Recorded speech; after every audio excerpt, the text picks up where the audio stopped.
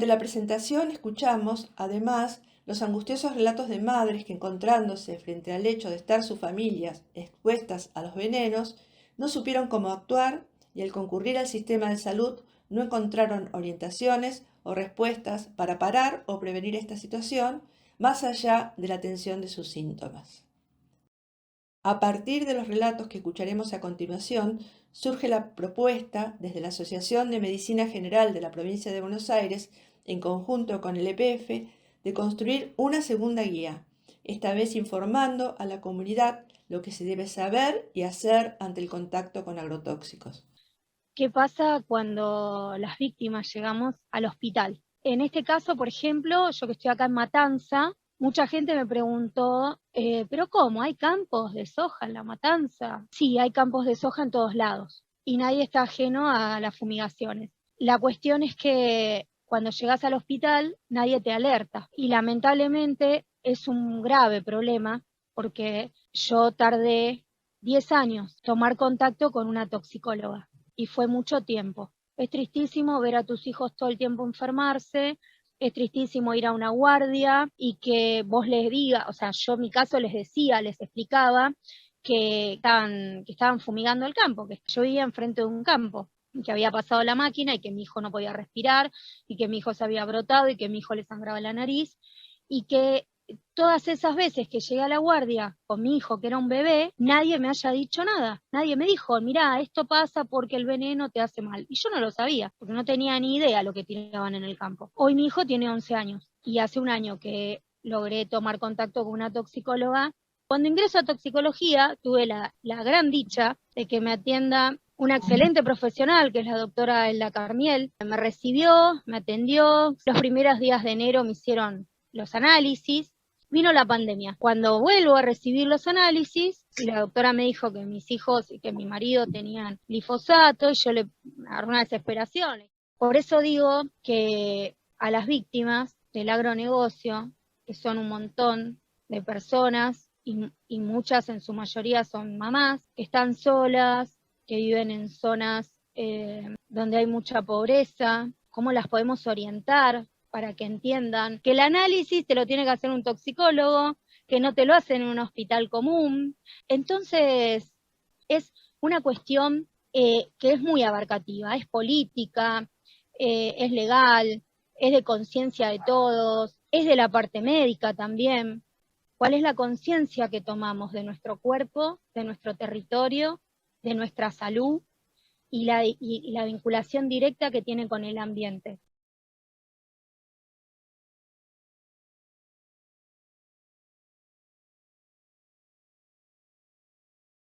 Yo soy de Galvez, de la provincia de Santa Fe. Vivo enfrente de un campo y tengo campos alrededores también. Nos vinimos a vivir en enero del 2021 con mi niño, con mi hijo Benjamín. Bueno, los primeros meses nos advirtieron de que fumigaban, pero nosotros como que no tomábamos conciencia de la importancia que tenía esto, y bueno, y seguimos con nuestras vidas normalmente. No recuerdo si fue a los 4 o 6 meses de haber venido a vivir acá, mi hijo se empezó a enfermar todo el tiempo, y se brotó entero, como una urticaria que le duró un mes completo. Al mismo tiempo se enfermaba y teníamos todo el tiempo llevándolo al médico y no nos sabían decir qué tenía. Y después de ese mes, después de estar un mes enfermo y con esta urticaria, empezó a hacer una regresión de su desarrollo. Él sabía hablar y dejó de hablar, dejó de mirarnos, dejó de responder al entorno, no, ni siquiera a mí me tenía en cuenta, solamente miraba puntos fijos y corría de lado a lado y no sabíamos qué le pasaba, y al mismo tiempo empezó a vomitar, a tener primero reflujo y después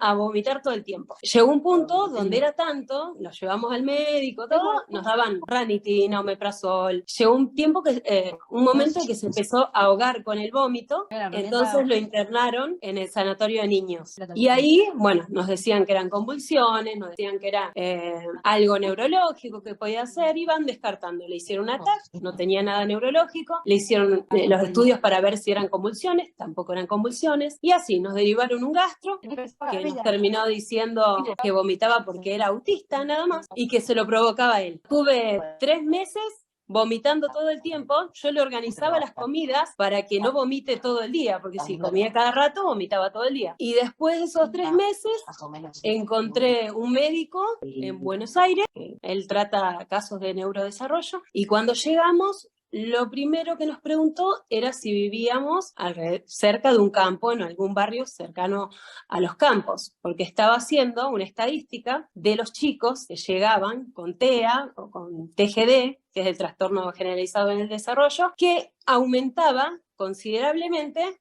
o sea, en barrios cercanos a los campos. Nos hizo bajar la carga tóxica, sería a través de los alimentos. Nosotros le damos todo orgánico, filtramos el agua de nuestra casa, sacamos el gluten, las harinas, están fumigadas, y él empezó a responder y empezó a dejar de tener reflujo. Empezó a mirarnos de a poquito a los ojos. Hoy en día, 2 años después, o sea, estamos logrando un montón de cosas que nos hable, que nos responda. En un momento era como impensado, pero al mismo tiempo estamos sacándolo todo el tiempo de su casa, porque no podemos estar acá, porque nos fumigan todo el tiempo. Otra cosa de las que quería hablar es lo difícil que sería de comprobar de que todos estos problemas de salud vienen de los agrotóxicos. A nosotros nos pasó que íbamos al médico, nadie sabía cómo pedir un laboratorio para que podamos hacerle los estudios que correspondían para ver si venía de ahí el problema o no. Y otra, los laboratorios que los hacen, generalmente son en Buenos Aires, se nos hace muy difícil económicamente hacer los laboratorios de glisofato, escuché hablar del de genotoxicidad también, y me parece que eso debería ser accesible para todos.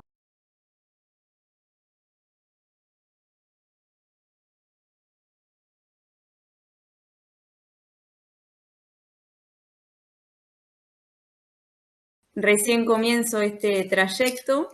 Todo surgió de una fumigación que tuvimos el 17 de septiembre a la madrugada enfrente a mi casa, en un predio. Vivo en una localidad muy pequeña del partido de Pehuajó. En base a lo que nos sucedió, con una vecina nos movilizamos y estuvimos haciendo investigaciones. Al otro día el papá de mi hija se acercó a la Fiscalía de Pehuajó, realizó una denuncia en la Fiscalía y esa fue la que empezó a mover y bueno, empezar a pelearla, ¿no? Porque bueno, yo tengo a mi hija de 2 años y medio y esta situación de incertidumbre, de no saber qué puede generarle a mi hija, qué nos puede generar a nosotros. Nosotros acá no tenemos agua de red, utilizamos el agua de pozo, si bien consumimos agua de bidón, pero bañamos en un agua que no sabemos si tenemos agrotóxicos o no. Varias cuestiones que también se mencionaron, cómo el poder político está detrás de todo esto y cómo desconoce o colabora con los intereses de los agronegocios.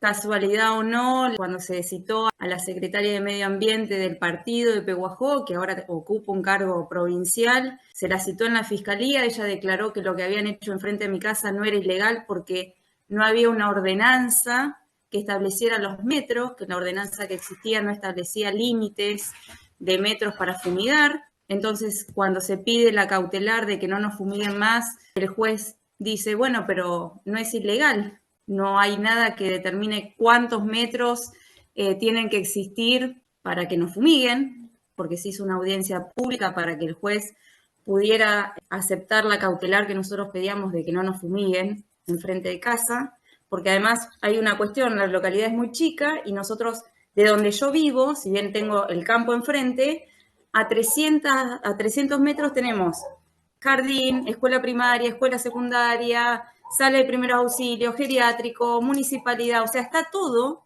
a 300 metros. Afecta a todo el pueblo. Llamó después de la audiencia pública la fiscal y me dijo, no te quedes acá, no te quedes con esto.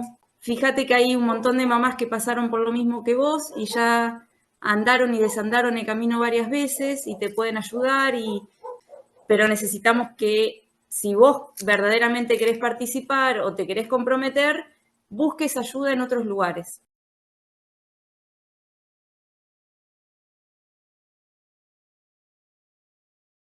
En Pergamino tenemos 19 sustancias de agrotóxicos en el agua de red. Tenemos en un barrio, en 8 manzanas, 53 casos de cáncer. El cuerpo de mis hijos han sido afectados, en ambos casos con altas concentraciones de agrotóxicos, como glifosato. También se ha comprobado que existe daño genético en el cuerpo de ellos, como también en el mío. He perdido un embarazo siendo fumigada en el año 2011, un embarazo avanzado de 5 meses, de perder ese embarazo al que hago mención, por intoxicación, teniendo todos los síntomas, brotes, dificultad respiratoria, inflamación en la piel, vómitos, mareos, todo lo que es propiamente a una intoxicación y que puede ser identificable por los síntomas que tenía en ese momento, además de que ese mismo día habían fumigado y ahí tuvimos un recorrido muy, pero muy largo hasta acá, sintiendo también lo mismo que las compañeras, la soledad. Hay casi 70 empresas que lucran con el agronegocio en Pergamino y es muy difícil hablar de este tema, hablar desde adentro de este tema. Los sistemas de salud pública en Pergamino no están preparados para nada de lo que está pasando. De hecho, recorrimos muchas especialidades médicas acá en Pergamino con mis 2 hijos. Su salud iba empeorando, nadie sabía qué era lo que tenían. Mi nena empezó casi a los 2 años a tener problemas de salud. Mi nena empezó también a los 10 años más o menos a tener problemas de salud. Pasamos por todas casi las especialidades médicas en Pergamino. Una oportunidad donde se mencionaba que vivíamos en una zona fumigada, lo que me decían era no hay nada que pueda probar que hay un vínculo en lo que producen. Esa era la respuesta que tenía. Hasta que salimos de Pergamino, nos fuimos para Capital y bueno, finalmente la institución número 15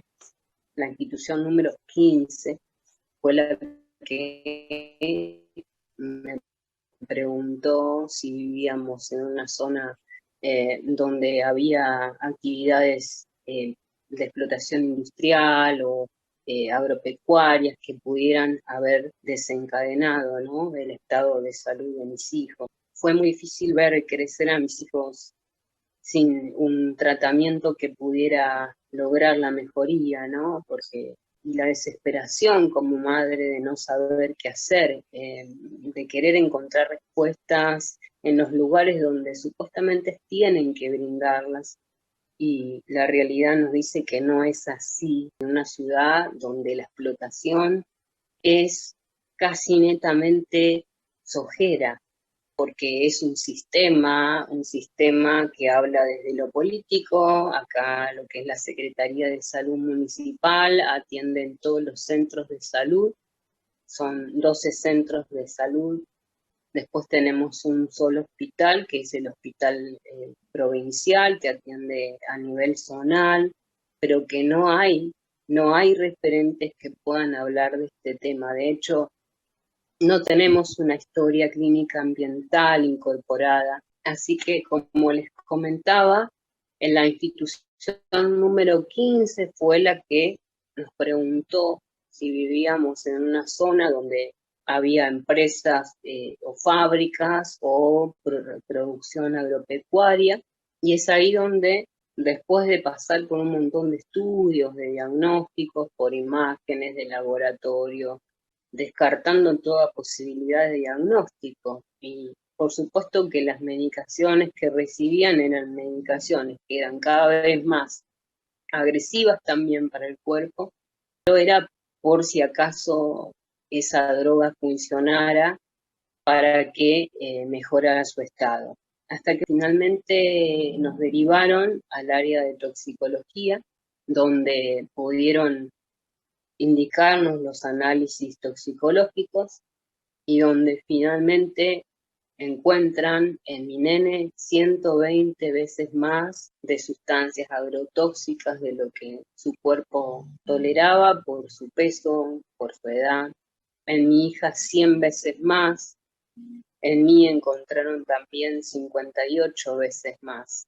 Entonces, ¿qué les puedo decir, no? Agradecida porque exista esta posibilidad de que se genere esta guía que sirva para evitar todo este trayecto recorrido, que para mí significa mucho, como para el resto de las compañeras que recién estuvieron y para toda la gente que se vio afectada. Haber tenido esta posibilidad mucho antes hubiese sido muy aliviador. Para finalizar, después de haber escuchado estos importantes y sensibles testimonios, les queremos contar que Cintia actualmente tiene análisis de genotoxicidad de su hija. Según la doctora Delia Ayaza, no tiene daño genético. Según su pediatra, deja una sospecha porque en otra bibliografía estaría al límite. Presenta además colinesterasas alteradas. Vanessa Piccolo, su hijo tiene análisis positivo de genotoxicidad. Y Sabrina, este año, fue nuevamente mamá con un exhaustivo seguimiento después de haber perdido un embarazo de 5 meses en el año 2011 a causa de una fumigación. Cabe destacar que todos los estudios fueron realizados por cuenta propia. Sabemos que el camino es largo y lleno de obstáculos. Es nuestro deseo, a partir de la socialización de esta información, poder eliminarlos hasta que paren de fumigar. ¿Nos ayudás?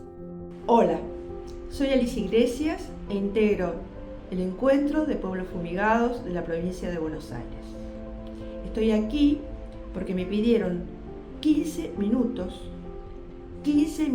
o menos para tratar de conmoverlos, para pedirles que nos ayuden.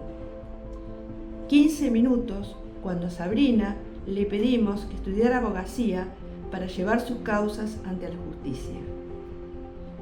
15 minutos cuando Sabrina, con su cuerpo enfermo, sus hijos enfermos, recién la institución número 15 le preguntó si vivía cerca de campos o fábricas contaminantes. Cuando a Erika, después de 10 años, con su pequeño hijo, logró llegar a una toxicóloga. ¿Cuánto tiempo más le vamos a pedir a Cintia, a Vanessa, a tantas y tantos otros? ¿Cuánto tiempo más vamos a necesitar para que paren de fumigar? Necesitamos laboratorios de agrotóxicos. Necesitamos laboratorios de genotoxicidad. Necesitamos que esos estudios o laboratorios sean gratuitos para toda la comunidad. Necesitamos que paren de fumigar. Gracias.